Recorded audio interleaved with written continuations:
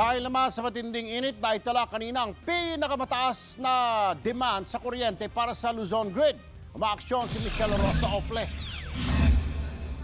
White alert o back to normal ang sitwasyon sa Luzon Power Grid. Kahapon, itinaas ang yellow alert matapos numipis ang supply ng kuryente dahil sa pagbagsak ng ilang planta. Nasundan pa yan ng bigla ang pagtrip ng Suwal Power Plant na pinakamalaking supplier sa Luzon. Pero ayon sa Department of Energy, bumalik na ang kapasidad ng mga planta ngayon. Pinaandar na rin ang Malaya Diesel Power Plant kaya kumapal na ang reserbang kuryente. For the rest of the week, we do not foresee any problem, provided that we do not have another outage or another tripping of generators.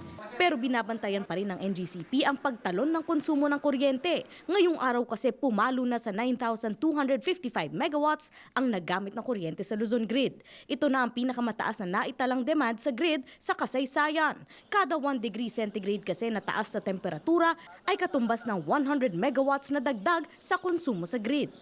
Sa contingency, just like what attorney said, that we're always looking a worse scenario, slightly higher than 90. But even then, even with that contingency, we're still sufficient. Sa panig naman ng Meralco, walang koneksyon ng sitwasyon ng supply ng kuryente sa Luzon Grid sa mga scheduled maintenance sa franchise area hanggang April 17. Kailangan daw ayusin ang mga pasilidad, lalo't papalapit na ang eleksyon. Nasalba man ang Luzon Grid sa brownout, kailangan pa rin ihanda ng mga consumer ang kanilang mga bulsa. Mas mahal kasi ang paggamit ng mga diesel power plant kagaya ng Malaya. Dagdag pa rito ang nakaambang 6 centavo rate hike sa ancillary charges sa Mayo. We've always said that the onset of summer months usually really impacts on the bills of customers, both in terms of consumption and rates as well. Kaya payo ng Meralco, magtipid sa kuryente para sumapat ang supply at mapababa ang bayarin. Umaaksyon, Michelle Orosa Ople, News 5.